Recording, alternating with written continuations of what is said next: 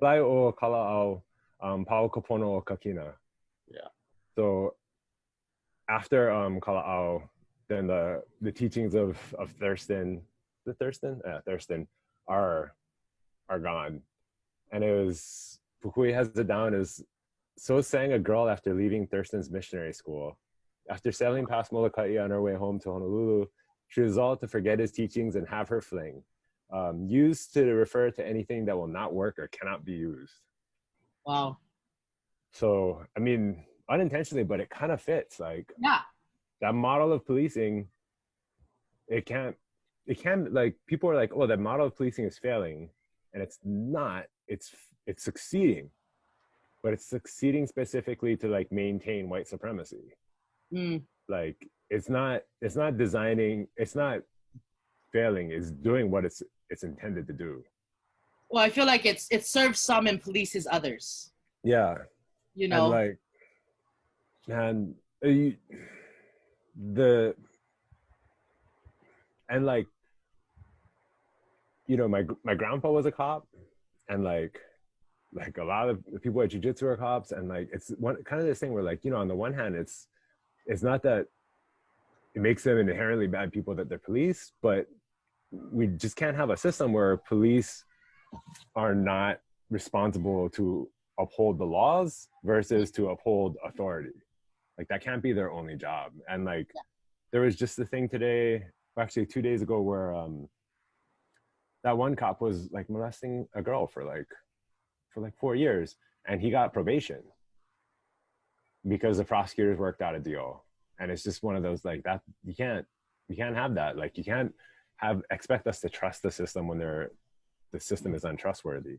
But then they still stayed in his capacity as a police officer. Even no, well, he's off the force. Yeah. But it's just like that's how come he got that deal. Like the prosecutors will work with cops and former cops, and like, you know, my mom's new husband is an old cop.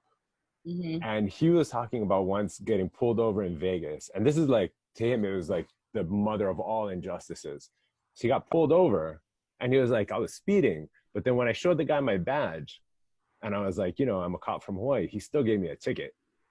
And he thought that was like just the worst thing in the world. And he's like, against the code or something. Yeah, it's like, bro, like you're breaking the law. And like the police can't either, while they're performing their duty or off duty, like you can't break the law consistently, and especially breaking the law in a way that's pretty much aimed at like maintaining a racist state, and then be like, well, you have to respect our authority. Like you kind of broke your own authority. Like you've become the thing that to us, like you're making yourself into the thing that is no longer of use, and we should, like, you are the kapono okaki or okakina. Like you can't do that systemically and then be like, respect our authority. No, like that authority has come from the people, and like clearly you've abused it, and not in every single individual cop obviously, but like enough on a systemic level that like policing has to be changed in the United States. Yeah. It's been like a very quiet like watch for me, like as I'm going through it, and I just am like you know, like breathing through it, you know, because of course we all have friends and family all over the place. You know, it's most likely somebody that we know and we love, you know, are being affected by multiple things. Of course, you know, I was on the phone the other day with my grandma. She's Tongan and she lives in Utah. And when I was talking to her, she's like, you know, I can't go outside. There's something going around here and they're not allowing me to go out. I said, oh my gosh, grandma, it's like the whole world. And she's like, what? I was like, well, literally like the whole world. We cannot. And there's a pandemic, you know, and it's kind of interesting that it's, you know, the things that are starting to come out of the pandemic, you know, while in the pandemic, coming out of it, hopefully out of it, you know, and not gonna be hitting another, you know, massive wave. And, you know, it's so hard to, you know, to kind of get everybody to be on the same page with it, because we're all in so many places, you know, and I think that is really showing especially right now, you know, and the factions within our society, and you know, the different privileges that we all are able to enjoy, you know, at some way or another, but then that also kind of lulls us into a false sense of societal and systemic peace, you know. It's very, very interesting. Yeah, like it's kind of easy to ignore anti-Black racism in Hawaii because we can look at the continent and be like, look how bad it is there. Yeah. But like, you know, it's still here. Yes. And I'm kind of, you know, how much of it is, can we do stuff here? Like, what can we do here? Like, clearly, just going, even without this, like, definitely the city prosecutor's office is like going back to the Kealoha case, like, oh, like, and just Keith Kaneshiro in general, like, yeah. Oh, those guys got to be cleared out, right? And then you look at, you know, HPD keeps having like all this, like there's stuff, but the politicians, I was thinking about this. I was talking about one of my friends, like politicians, like we depend on the politicians to actually do the, like at the end of the day, they're the ones that have the levers, right? That have to pull the lever and say police reform, prosecutorial reform, prison reform. Like they're the ones that have that. And politicians are like, they're naturally risk adverse. Once they're in, like when they're out of power, then they'll do risky things. But once they're in power, they're risk adverse. And they will not move until they see movement as less risky than not moving. And I think there seems to be like, one of the things that's happening is right now, like it's so big, it's so widespread that I think some politicians are starting to think, hey, maybe I'm actually, there's more risk for me if I don't do anything than if I do something. Yeah. And like, or not, or this all gets put down and in 2 weeks they run through a bunch of reforms that don't actually reform anything. And I think it's interesting, like we're gonna, you know, I mean, I've been, you know, we're all kind of participating from afar in a lot of the things because we are still social distancing, and we're trying to, you know, not be a part of any kind of spread, to keep ourselves safe, to keep others we love safe, you know, as a society. But it is, you know, it is so hard to, you know, I'm at times I'm like, I just want to get off of social media and just like give my own brain a break, you know, from all the things that are kind of being consumed within my consciousness, you know, as you continue to watch. So hopefully, you know, I agree with you. Hopefully, you know, we'll see how it continues to pan out and continue to, you know, support in the ways that we know, whatever we believe, you know, support what you believe. And, you know, hopefully that belief is in humanity, you know, and about justice and fairness. You know, I don't know if I necessarily believe in justice or fairness, really, you know, because it's so like, it's a foreign concept. It's kind of like true and false. Like, I don't know, truth or lie, false or not all the way. You know, it's kind of a little bit of grayscaling in my own perception or mind. Yeah. Oh, well, any suggestions for our society? No, like, I don't know. It'd be real, like, if we could just start from the ground floor up and just rebuild the whole thing, like, that would be, like all kinds of suggestions there. But then it's like, change is hard. Personal change is hard. Societal change is incredibly hard. And I mean, the main thing is just like, we have to stick with it.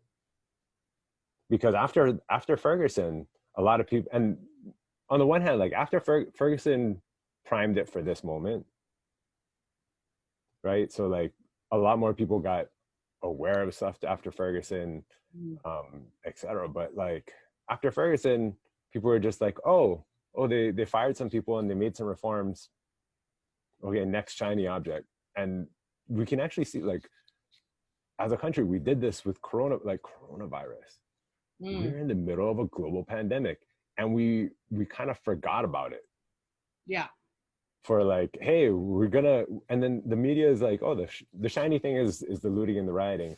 And I follow a lot of journalists on Twitter, and they'll be tweeting from the protests and be like, you know, it's overwhelmingly, like, all day, it's a peaceful protest, it's a peaceful protest, it's a peaceful protest.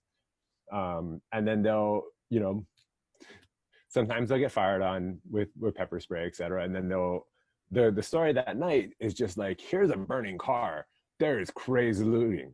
And it's just like, you all day were reporting about like the peaceful, and it's just like, we want the shiny thing. And like, that's not gonna, we're gonna be easily distracted by the next thing that happens. Like, and yeah, even if let's say they arrest the other three cops, right? Like the autopsy came back and it said it's not just this guy that was kneeling on his neck. He was also being like asphyxiated by the two guys on his back. Yes. Right. And then there's the fourth cop who's standing there and watching. Right. So even if, let's say they all four of them go up on trial, right? And even if they get convicted, a lot of people will be like, oh, okay, that's done then. Like, that's the end of it.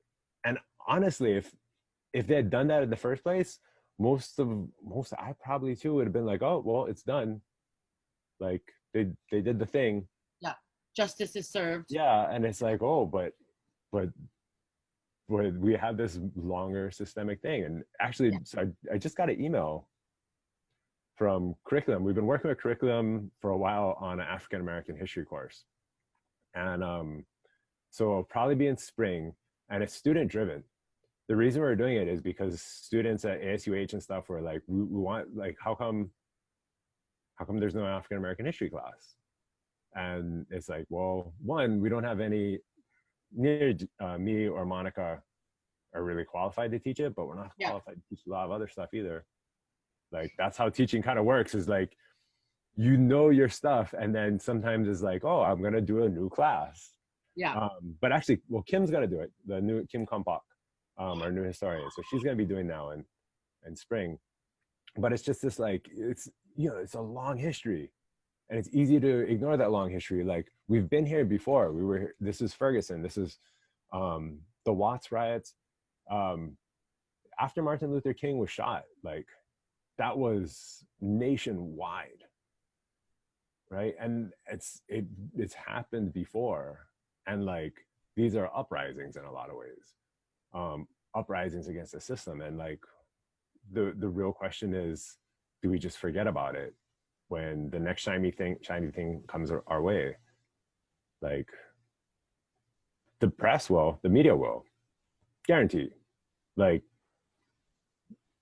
Trump will do some other stupid thing on Twitter that's not related to this, and they'll be like, oh, we could pay attention to these systemic things that were kind of part of the problem, or we'll go for the shiny Twitter rant, and they'll go after the shiny Twitter rant. But like, okay, so how do we make sure, I guess we got to keep each other accountable for, like, how are we making sure that we're helping to act on this thing?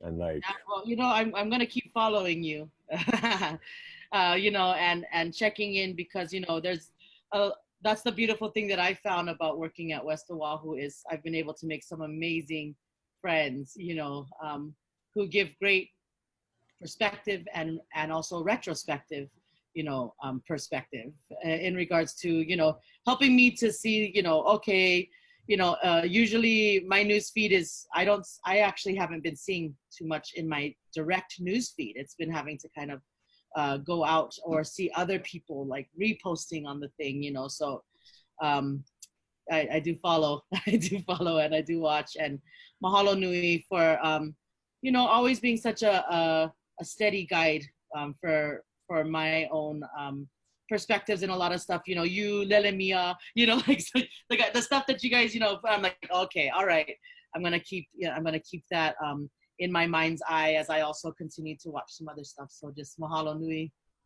yeah, solid. Right on, mahalo nui. Yeah, mahalo for speaking with me and T and so if all of you viewers, if you didn't know, Kealani was actually my Kumu, still is my Kumu till this day, and he had taught me on many and numerous occasions in different classes throughout my time at the University of Hawaii, West Oahu. And if you're signing up to be a student this coming semester and or are currently a student, taking a class from him, he's the assistant professor of history under the humanities at the University of Hawaii, West Oahu. And I'm sure he has some new classes that he probably wants to give a shout out to right now. Kealani? Okay. First, like, mahalo you guys for inviting me and also for doing these. Like, thank you for providing content. Because there's only so many times we can rewatch Avatar. Right. Like, dude, that's Airbender or my the kids. No. Like, Airbender. Dude, my kids are so into it. I'm so into it. Are you kidding? Yeah. Like, and the thing is, like, kids, man, I'm ready. But I can't rewatch it over and over again. So like they're on their third watch through. They're almost done with their third watch through since that thing popped on Netflix.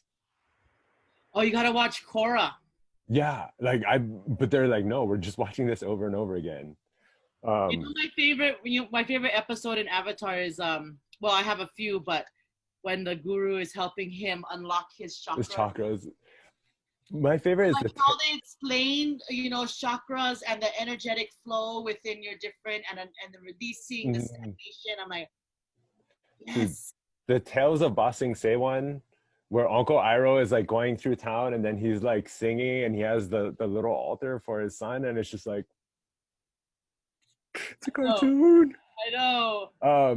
Uncle Iroh, I literally like quote him in my mind. I'll be doing something like, what would Uncle Iroh say? Like, you know. Okay, so for classes next term,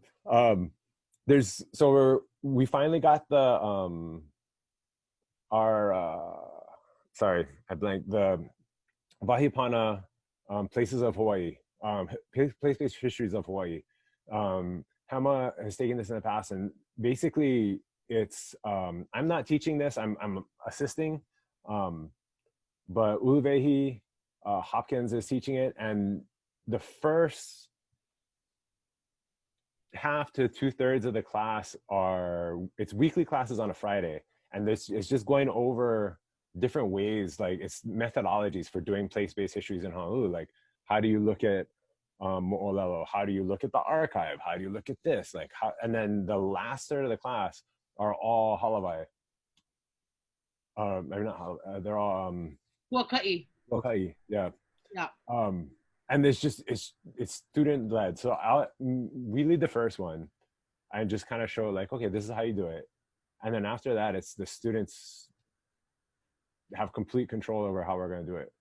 So it's a fun class, and please take it. We want to be we're going to turn that into a full-time class.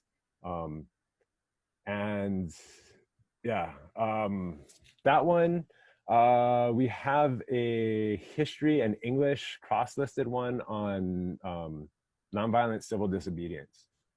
And we actually, originally it was because we were talking about Mauna Kea stuff. And we're going to try and get people to come in for guest lectures and stuff, but we're going to look at the history of it, the ideas, some of the stuff about like strategy, like how does this thing actually work? Because it sounds like a crazy idea, like, oh, like I want something, I'm going to sit down in the middle of the road. It's like, oh yeah, but like, how does this thing actually work? And like, how much of it is, it's, you know, a lot of it is a communication thing. So like, how do you handle, like, what are you trying to communicate? How do you make sure you have a clear message? like nonviolent civil disobedience, any sort of movement is about creating a story. So how do you create that story? And then the final part is the final one is the 200 level. So every 4 terms we run the 200 level blast through Hawaiian history. That's from like we actually start in the Philippines and Taiwan and Malaysia, and end in, hopefully we'll end with it's 1:00. 21st century. Oh. So so those ones, those are what we got running this term. And the US pop cultural history, but that one's already filled up. So please take some of those classes, so we can keep getting, I'm fine because I'm full-time, but we got to keep getting money, like feeding the lecturers. So please take the classes. So just to add on that, like I said, I've taken most of his classes, and all those classes that he had previously said, the pop culture, the Hawaiian history 200, the Vahipana classes, I've taken all of those, all super fun classes, super interesting. If you are a part of humanities, I would say take those. It's fun, you know, you go on field trips for the Vahipana one, the pop culture, it's every time you go to class, it's something new, it's something amazing, and always be a part of the discussion. All right, aloha, mahalo. Right. Mahalo nui.